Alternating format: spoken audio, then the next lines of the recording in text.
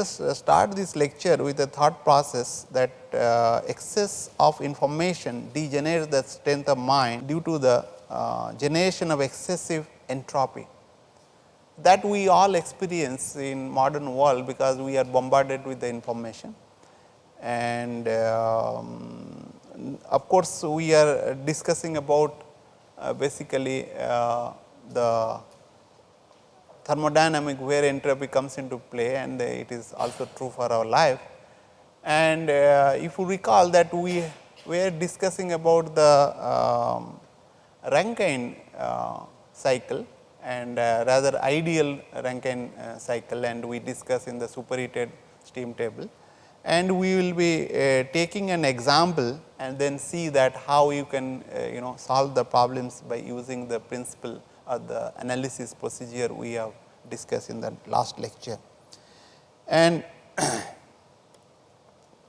so, then question arises how to increase the thermal efficiency of the Rankine cycle. What are the ways and means? If you recall that when we are discussing about the Carnot cycle, I had told that you can increase the thermal efficiency by increasing the source temperature, right, or by decreasing the sink temperature. So, that is the way where we can increase the thermal efficiency for the Carnot cycle, and similar way also we can do for the Rankine cycle. So, and let us explore how many ways we can enhance the source temperature. In this case, Rankine cycle is the boiler temperature, like how we can increase, what are the ways? Any idea? We have already done that, like if you look at like we have superheated, use the superheated steam, that is the superheated Rankine cycle, right. Instead of saturated steam, right, we have enhanced the temperature from saturated steam for a particular pressure to the superheated steam for the same pressure, right.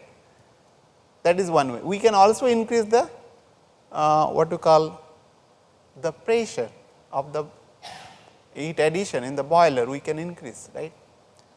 And by that we can also increase the temperature. As I told that we can use this superheated steam, and if we will do that superheated steam, like of course, if we are operated from 3 to 4 and expanding, we may have facing some problem, right, of the quality of the steam being less than 0.9, then we are having problem. But if I will superheat it further, right, from 3 to 3 dash, what will happen? And it of course, the temperature of the what you call boiler will be higher, and also the steam will be entering into the turbine at a higher temperature. So, question arises whether it can take that temperature or not, depending on the material being used both in the boiler and the turbine. Of course, the turbine is more critical because it is a rotatory element, rotating system. So, therefore, it will be having not only the centrifugal stress, but also the thermal stress one has to take, the turbine blade has to take. But however, if I do that, let us say material available, which can withstand high temperature, then if I will expand from 3 dash to the 4 dash, what happens? That my there is a change in the quality. If you can look at, this is one quality, quality, this is 4 dash is closer to the saturated line, saturated vapor line. This is your saturated vapor line, right.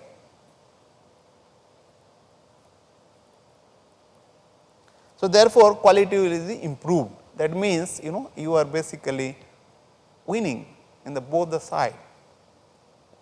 It is a win-win situation, right.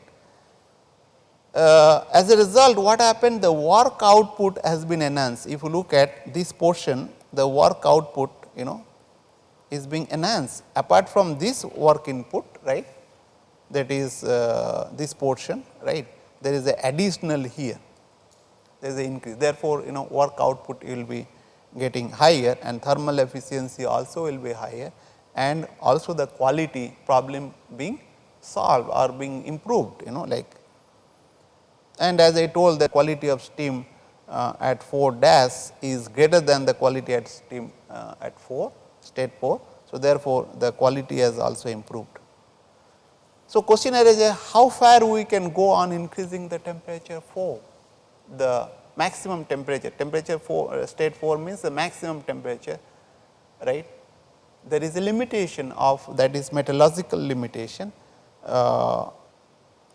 that is the like being done, because it is generally restricted to the 600 degree Celsius. That means, it will be less than equal to 600 degree Celsius as of now, but tomorrow maybe better material will be what you call available, and then one can go for higher temperature, like that way.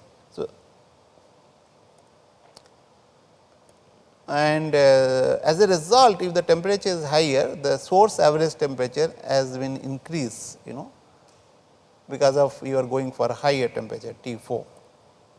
And P, another way of going for is that you increase this boiler pressure, like if you increase that pressure. So, what will happen? This is coming over here, of course, keeping the temperature same, because there is a limitation. So, that limitation is that I cannot go beyond 600 degree Celsius. So, therefore, if I keep, what I will do, there is another way that you can increase this boiler pressure, right. And but then there is a problem, if you do that and keep this temperature, then again you will land in the problem of the quality 5 dash. Quality 5 dash is basically away from the saturated vapor line. So, therefore, this will be lower than the 5, x will be lower than the 5. So, then you will have to learn how to handle, you will have to handle how to overcome this problem. So, as I told that 5 dash, that lower quality of the steam, that means more moisture will be there in the steam at the 5 dash as compared to the 5 state 5. So, the corrosion of turbine of the blade will be occurring, and that is the problem one has to look at it. So, there is another way of going by that if you go on this pressure, right, if I go on increasing the boiling pressure, I can reach a point, critical point, right. If I increase that critical point, then like it will be go directly, the liquid will be converted directly into vapor. This is your superheated vapor region, right.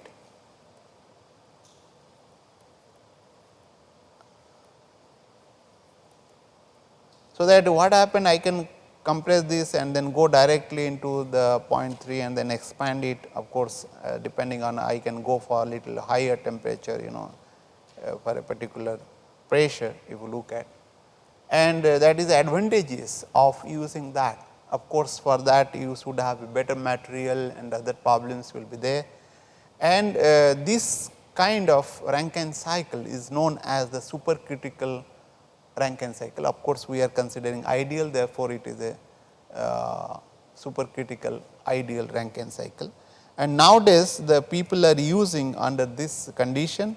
So, if you look at, as a result, its thermal efficiency is quite higher as compared to the superheated Rankine cycles. And if you look at the critical pressure is 22.09 megapascal, but nowadays people are operating around 30 megapascals. In India, we are having a few of the supercritical what you call power plant, particularly recent one, but the numbers are very less, and we are basically importing this technology. We do not have our own, and I wish that some of you will work and then do develop a better power plant and design basically supercritical. And of course, there will be an increase in work input in the pump. So, because it is going for the pressure, right, higher pressure. So, naturally the work input to the pump will be much higher as compared to the superheated steam power plant, right. So, that of course, I mean, like, because one has to pay this thing, and so also the pump will be bulky and then cost will be higher, lot of other problems comes into pictures. So, how can we increase the thermal efficiency without increasing the maximum temperature, right? Because as I told, there is a metallurgical limit. Limit is for the timing it is 600 degrees Celsius, we cannot go beyond that. But then question arises how we can increase without really increasing the temperature, maximum temperature, right. So, what are the ways? Any idea? So, as we discussed that we can use a high boiling pressure, right, that is one way of doing it, and another way is reheating the steam while avoiding the problem of excessive moisture at LPT. That means, we will basically will be expanding the gas to certain extent, maybe in the superheated region, then reheat it and then go to again the maximum temperature and again expand it, so that we can overcome the what you call the problem of the moisture in the at the end of the expansion. So, if you look at a typical reheat cycle system is shown here. In this case, what happened? This is a boiler, right, and there is a turbine can be divided into two categories. I mean, like two portion. One is high pressure turbine, and this is a low pressure turbine.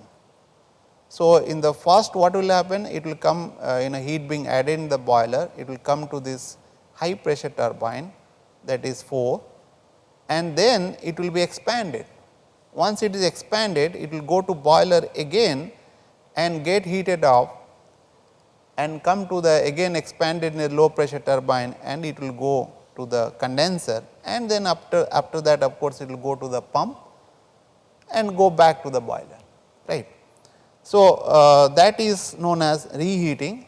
If you consider this thing, so what is happening? It is coming over here like the boiler, then it will go to the what you call turbine, and the expansion 4 to 5 is basically in the what you call high pressure turbine, right, and 6 to 7 is basically low pressure turbine, and this portion what you call this portion is reheating. 5 to 6 is nothing but your reheating. You are heating again to the maximum temperature, that was the T4 is equal to T6, you can think of ideally like that way. So, what you are doing? You are reheating. As a result, what is happening? You are getting expanding the gas in the low pressure turbine to X7, which is closer to the saturated vapor line, right. And if it could have not done, then what could have? It could have happened in this way, that is, it could have expanded in this, right. If I say this is 7 dash, that means the quality of X7 dash could have been very less than X7, yes or no. If you say that X7 is 0.9, X7 dash will be definitely less than 0.9, okay. It will be maybe 0.8 or 0.75. So, that the moisture content at this point without reheating could have higher, and then corrosion could have been more, their problem would have. So, if you look at not only you are what you call avoiding the problem of the moisture or the quality of the steam, but you are also adding heat here. So, that what happened? The average temperature is again increasing, you may get some higher thermal efficiency.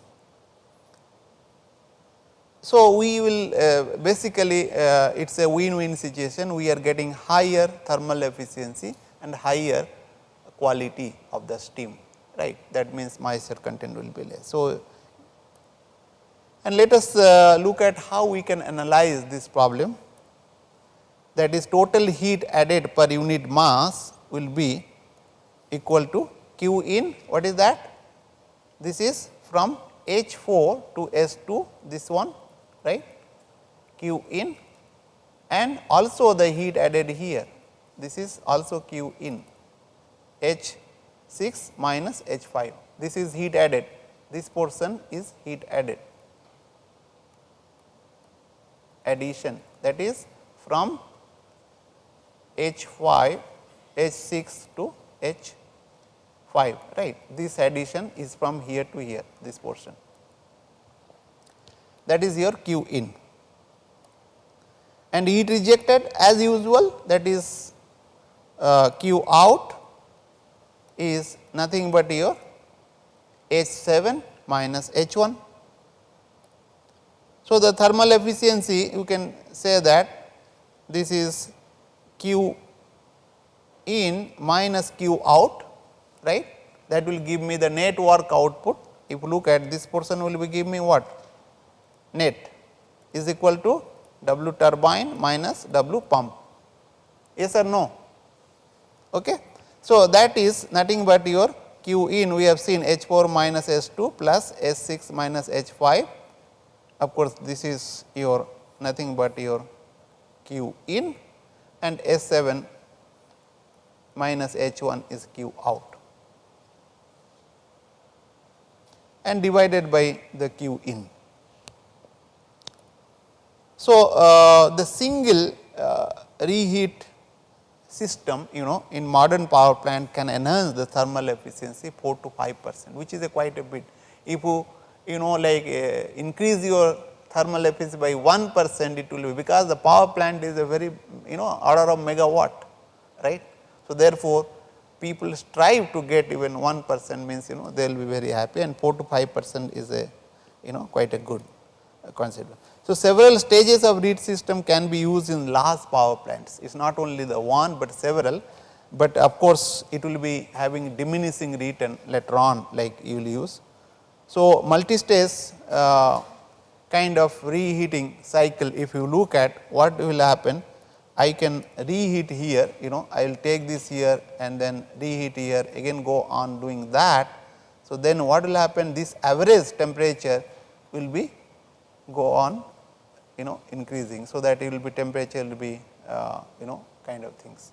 So, that of course, you can get a steam at the end of the expansion, which is almost one can think of getting a saturated vapor, kind of one can get ideally at least. And this efficiency will be much higher as compared to other. Question arises, how many stages of reheating stages one can go for it. So, generally people what to call whatever the efficiency you get using the single one, the first one reheat, if you go for the second one, you will get the half of that. Let us say if it is 4%, like in the first one you are getting, then in the second reheat system you will get around 2%. It is not exactly, but around that, there is a ballpark number. So, if you go for the third one, again it will be reduced the efficiency, so that you will get diminishing return kind of things. So, therefore, number of reheating system in practical power plant is restricted to only 2, because if you are adding, it is a more extra, like you will have to reheat and then piping, lot of cost is involved in that. So, let us consider an example, like in a thermal power plant operating in a reheat cycle, steam at 50 bar and 500 degree Celsius. This pressure is given 500, I mean from here itself one can say that it is superheated steam, right, it is not saturated. Enters into a high pressure turbine and leaves it at 10 bar, right, and the steam is reheated back to the 500 cell, that is a restriction for this power plant. Before being fed into low pressure turbine, condenser is maintained at 0.05 bar, right. Generally, of course, in this example 0.05 bar, people use 0.7 bar for the condenser. Why they cannot go beyond 0.7 bar? Because there will be leakage problems, like the low pressure, there will be leakage problem in the condenser. So, but in this example it is 0.5 bar. So, estimate the thermal efficiency of the power plant and the amount of steam for the 20 megawatt power plant and quality of the steam at the exit of low pressure turbine. So, we need to find out the thermal efficiency and m dot, that is the T, and x 7. So, if you look at, we are basically to find out this x 7 here, what it would be after the expansion, and this temperature basically given as 500 degree Celsius, and this is at 50 bar. If you look at, this is 50 bar, and this pressure, if you look at what is this pressure, this is also constant pressure line. What is this pressure? This pressure corresponding to 10 bar, and this is corresponding to 0.05 bar, right.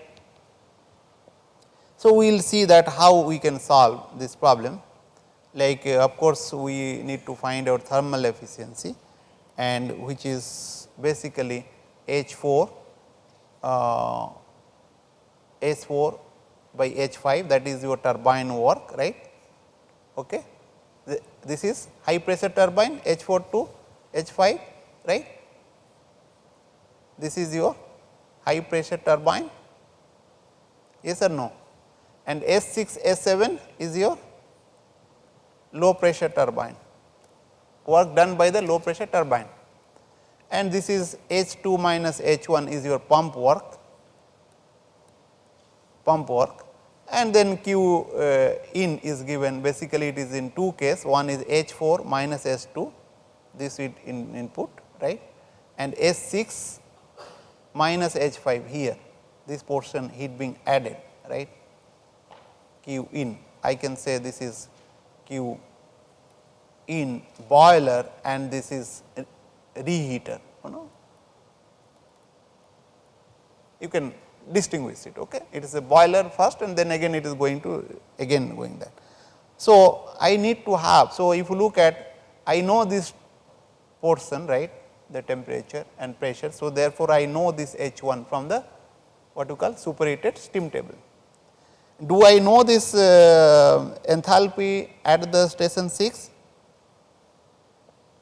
Yes, we know, I mean from the corresponding to the pressure of 10 bar and 500 degree Celsius.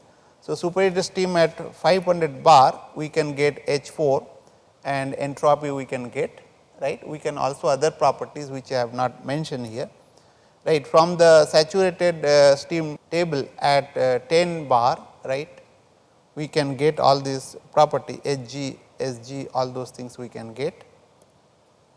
And from superheated steam table at 10 bar and 500 degree Celsius, we can get these properties S 6 and S 7. H 6 the enthalpy at station 6 and entropy at station 6, we can get corresponding that. You may be wondering why we need to data of the steam at the 10 bar, right, saturated steam table. Why? Because we do not know actually this point, right, H 5 we do not know. It may be superheated, it may be here also, it may be in the wet mixture region, right. So, therefore, we need to know that. So, of course, from the saturated steam table corresponding to 0.05 bar, you can get Vf and Hf, all those things we get, and keep in mind that this is nothing but your H 1 here, H 1, and you can get Hg, this is corresponding to Hg here, corresponding to 0.05 bar, right, and here basically and if you look at this is Sg you can find out, and this is that, like and we can get this how much enthalpy, S 2 minus H 1 nothing but V delta P, and this is corresponding to, this is basically corresponding to basically Vf 1 you can say, right. And the pressure the difference pressure, one is 50 bar, this is your 50 bar and this difference, right, calculate, and then you can get this H 2, because we need to find out how much heat in. Similarly, in the for a high pressure turbine, we know that entropy at station 4 is equal to entropy at station 5, because of fact that this is an isentropic expansion, right, that is 4 to 5. So, and we found that S 4 is equal to S 5 is equal to 6.97 kilojoule per kg Kelvin, which is greater than S g, that is 6.85. This is basically kilojoule kg Kelvin, right. Therefore, it is a superheated steam. In some problem it need not to. Okay. If it is in between, suppose this value S 4 is less than 6.5862 in this case, then it could have been having some quality or the kind of the wet mixture, it is not a vapor. So, it will be that, but in this example it is turns out to be superheated steam. So, if it is superheated steam, therefore, you will have to find out what will be the temperature, right, and then because you need to know the temperature. Superheated steam pressure is not good enough to find out. By linear interpolation, you will find out that what it would be the kind of entropy that we have done, we will not repeat it, and you will get the temperature. Once you get the temperature, then you will find out what will be the enthalpy at station 5. So, from the low pressure turbine, right, also the similar one, that is S 6, this is your low pressure turbine, right. The expansion process is isentropic. So, therefore, S 6 is equal to S 7, right, S 6 is equal to S 7, and we know this what you call S 6 is known to us, and so also the S 7, and S g is known from the corresponding to 0.05 bar, and S f is known. So, we will find out X 7 is happens to be something 0.92. Okay. So, once you get this quality X 7, then you can easily find out what will be the enthalpy. So, then enthalpy would be basically you substitute these values and you will get, right, this is your what you call X 7, right. And the net W net, we will find out H 4 minus H 5 plus H 6 minus S 7. This is basically what you call high pressure turbine, and then work, and then low pressure turbine work minus the pump work, and you will get 1563.86, because all these are known, right, 6 7 S 2 H 1 already we have evaluated. So, you will find similarly you can find out Q in, and Q in having two components, one is the boiler H 4 minus S 2 and S 6 minus S 2 is the reheating portion, because you are reheating it steam. So, that all are known, H 5 is known, H 6 is known, and S 2 already you have evaluated, H 4 you know. So, you can calculate that 3793.78 kilojoule per kg. And from that you can find out the thermal efficiency, because we have already evaluated the net work output and net heat input, and then it happens to be 41.2%. If you look at, if you want to reheat, you will find that like it is lower than that, and we know the power, that is 20 megawatt, right. And if we know the work specific, the work in net work output from this system or for this power plant per unit mass, then you can find out the amount of steam is the 12.79 kg per second. So, we will stop over here, and we have seen that how you can use the reheat cycle and how you can solve the problem. In the next class, we will be talking about the regenerative systems, where you can utilize the heat which is being rejected by the condensate. Thank you very much.